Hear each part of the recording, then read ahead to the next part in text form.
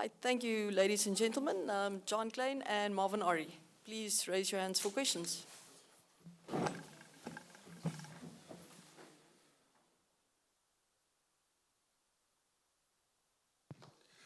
Hi guys, Craig Ray from Daily Maverick. Not sure if you will be involved yet, we haven't seen the team, but just looking at the All Blacks and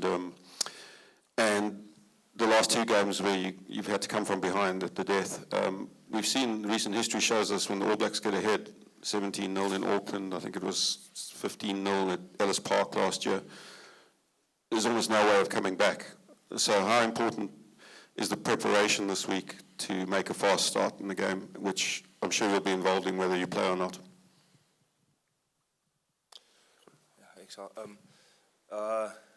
Yeah, of course, and I'm sure the coaches have mentioned it before. A fast start, I think that is something that's hard to determine. The bounce of the ball, rugby is a funny game. Sometimes you go in with good intensity or with good energy, and the bounce of the ball is just in the opposition's favour. So, I think what we can control is to start the game with really good intensity, and of course I think what will help that is also preparation in the week. So training today has started on a really good note. There's of course also a lot of analysis being done on New Zealand, and a lot of learnings from the first match in the Rugby Championship, and then what worked in the last match against them. So hopefully all of that preparation will help us to start the game with good intensity, and then whatever the points will be like in that first 10, 15, 20 minutes, hopefully it will be in our favour then.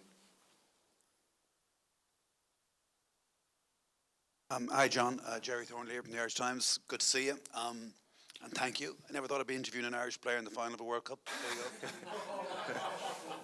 There you go. Little joke. I think it's a bit soon for that. But do you ever stop and think of this curious journey you've taken? Like as a kid, you'd have been growing up dreaming of playing for the Springboks. Then it became your goal to play for Ireland. And 4 years ago, you could never have thought this would be possible. No. I think I've caught myself thinking about it probably too often. It's a strange one because, I mean, if you asked me 6 months ago if I at all thought I had any chance of being here at the World Cup final playing for the Springboks, I would have told you you're absolutely insane. So for me, it's been, I'll probably wake up when it's all said and done and think, was that a dream or did it actually happen? You know, it was outside of the realm of thinking. So it's been a fantastic journey for me. It's been brilliant being part of the squad. I think, to be honest, it's one of the best groups of lads I've ever had the pleasure of playing with, working with, and knowing. From players to staff to analysts to medical team to coaches, they're all just great people, and diligent, hard workers, passionate about the game, passionate about South Africa. It's been an absolute pleasure being part of it. But I asked you just one more because you obviously played against Ireland in the pool stages, which there must have been a few interesting moments. I think Tyke Byrne told us that you got a good shot on them and a clear out. Yeah, look, you always try and get the lads. It's sort of like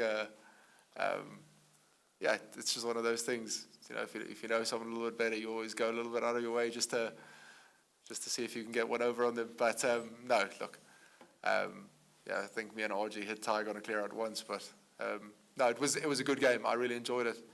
Obviously, it was a pity for us that the result didn't go our way, but look, here we are in the end still. So at the end of the day, no one really looks back and says, okay, well, you lost the pool game. They're going to look at, did you win the World Cup? So we were obviously disappointed with the result back then, but we're happy with where we are now. But yeah, no, it was a fantastic game to be part of. I enjoyed every minute.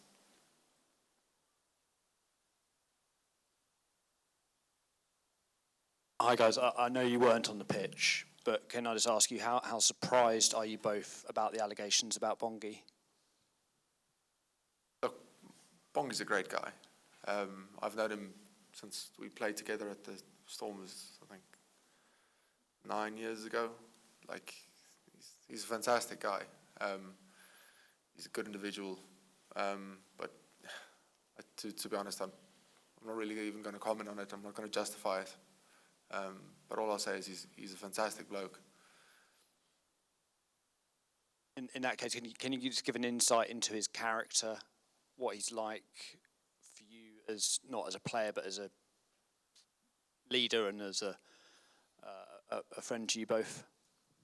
No, he's like I said, he's a great guy. I mean, passionate guy, family man. He's he's captained the Springboks now a couple of times. He's an upstanding guy. I don't think there's a fella in the squad that doesn't like him.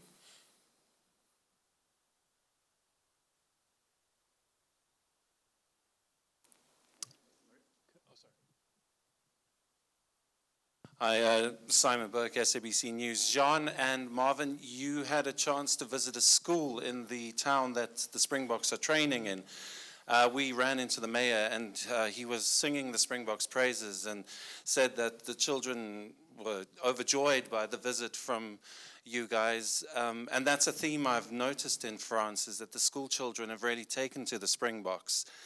Tell us about your interactions, because Marvin, they asked you what you would be if you weren't a rugby player, and you said you were going to be a footballer. I wish, yeah, if I was shorter and faster. Yeah. So no, I think that was a fantastic experience for us, and on a personal level for me when I was a kid, whenever there was professional rugby players around, and whenever you could get an interaction, it's something that stays with you for the rest of your life. So hopefully that interaction would stay with those kids, and of course we've heard that there's not a lot of rugby in schools here, but more in clubs. So yeah, we don't know if they do get many interactions, but yeah, like I said, hopefully that will stay with some of them for the rest of their life, and hope, probably aspire to play for France. Hopefully they don't become so good that they'll beat South Africa in the future. But yeah, I think it's important for us to try to stay in touch with the next generation. John, the mayor also said that a lot of the kids actually have Springbok jerseys that weren't bought for the occasion. They've had them for a while. So the Springbok is a brand that translates well, especially here in France. Have you got an inkling as to why the French have taken to the Springboks? I think rugby is just one of those universal things. I don't think you need to be from a certain place to support a certain team. Obviously, you're probably more inclined to support the Springboks if you're from South Africa, or Ireland if you're from Ireland, or you can name any team. But I think there's a lot of people that look at our style of gameplay and look at our history and what we've done and what we represent. I think what the Springboks represent in terms of unity and just passion for the game, I think it resonates with a lot of people across the world. So I'd say that's probably the main reason, is just people find something that draws them to the Springboks. I think it draws a lot of people. He also said you guys are going to win. So that's the mayor. The children were very adamant we'd win too, so. Hi, John. I think I saw your wife in the TV coverage of the last game. Has she been a big part of this as well? Yeah, no, she was immensely embarrassed because she's this thing whenever she sees herself on TV, she ducks down. So it actually happened, the exact same thing happened to her at the URC final, and she ended up becoming a meme there about when you tell your boss you're at work or you're sick, but you go to the URC final instead or something like that. So that's now, 2 playoffs in a row she's been she's been caught on the big screen. But yeah, no, she's been with us for since the Tonga game. So it's been fantastic having my family with me. And have you had much other support from back in Munster from Irish people as well? Oh, tons. Absolutely inundated with messages from Munster supporters. Obviously only after Ireland fell out. Then they really came after us and said, no, listen, you're our second team now, guys. So, I think the support was really well felt and really heartfelt as well from a lot of Munster fans. And, I think it made it a lot easier for me, because I thought there'd be, to be honest, I thought it would be quite a negative reaction when I declared for the Springboks from, I suppose my history with Irish media. I figured there'd be, a few negative articles, but it was resoundingly positive, and I was, really happy about that. And as I said, it made it a lot easier for me.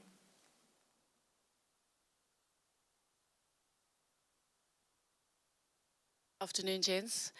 Jean, you mentioned family. How important is it having your family around during a tournament of this magnitude?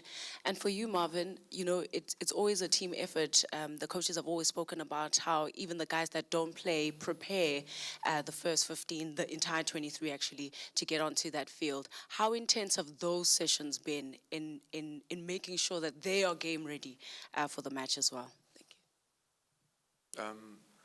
you. It's incredible. I mean, you're walking through the hotel and you might get into a hallway and there'd be 10 kids running and screaming and chasing each other. It just feels like family. It's really, it's such a nice feeling. You go for dinner and there's a load of kids running around playing games. And I mean, I had my child carried away by a 4-year-old girl about 2 days ago. She was just like, no, I'm going to go play with him now. Picked him up, walked him away. I was like, hands off, So it's fantastic. I mean, Marvin's family is there as well. There's a load of guys actually at the moment who have really young babies. I think your son's 5 months. 3 months. 3 months old. Yeah. I think Jasper Visa has a daughter as well. She's, I think, 2 or 3 months old as well. I know Mark van Staden, his daughter was born in the first week we were here. So I think he spent 2 days with her before having to fly back. So fortunately for him, his family's coming this week. They've managed to get all their affairs in order and make the flight. So no, it's such a fantastic part of being here and having them included. I think it's a big thing for them to be part of the whole experience. It's not just, off go the husbands to play rugby.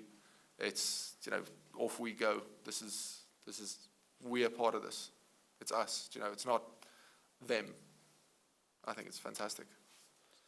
I think it's rugby at its core is a team sport. Whether 23 in a World Cup situation is 33.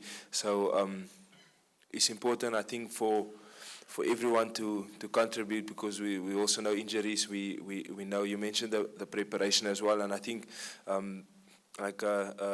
professional rugby these days, especially at international level, there's so much analysis that goes into opposition. We know some of the other international teams have a lot of analysts. We also do. Our coaches do most of it,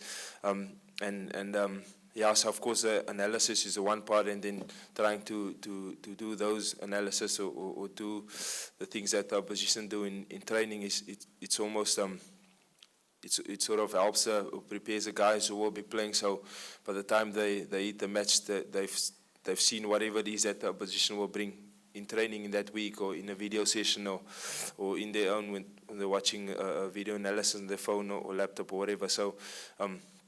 I think it's incredibly important for a rugby team to operate like that, and I think for South Africa, we hopefully all the other clubs or the franchises, we use the same model that is 23 or whatever the squad is.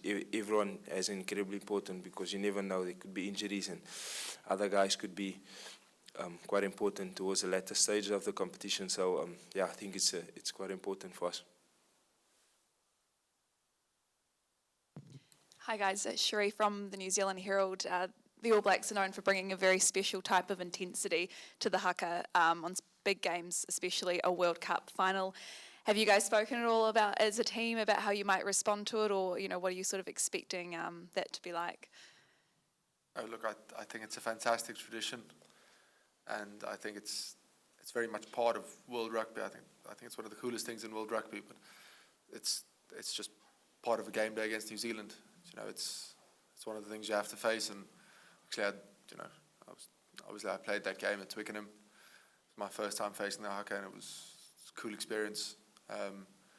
yeah, it's something they do, and we'll honour it, and then we'll play the game.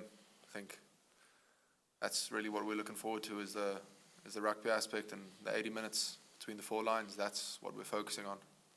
No plans to respond in any different or unique ways, just same as always? We'll line up and let them do the haka, and then we'll play rugby, which is what we're there for.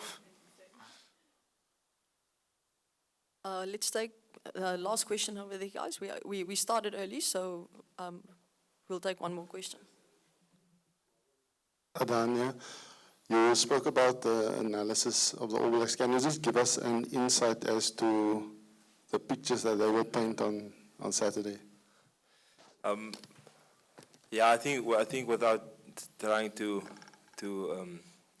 without giving too much away of our plans, but everyone here knows, everyone in the world knows what the All Blacks are famous for. They're famous for courageous play. They brave in with their skill sets. They always try to play with good skills, you know, and of course we felt, or the guys who I wasn't involved in the rugby championship match, but the guys felt that, I think, in the way they started the match, it was with a good intensity, and I think, you know, probably credit to them, it was good skills that was on show, and I think then the learnings that the coaches and the squad took going into the match in London, you know, it went in our favour. So of course we are hoping that it will be like that again. I highly doubt it, because of course it's a final, there's a lot at stake, so probably it won't be a big margin, but yeah, hopefully it will be in the favour of the Springboks. Thank you, Marvin. Thank you, Jake, and thank you everyone for joining us this evening. Have a good evening. Cheers, guys. Thanks for everything. Yes, thank you.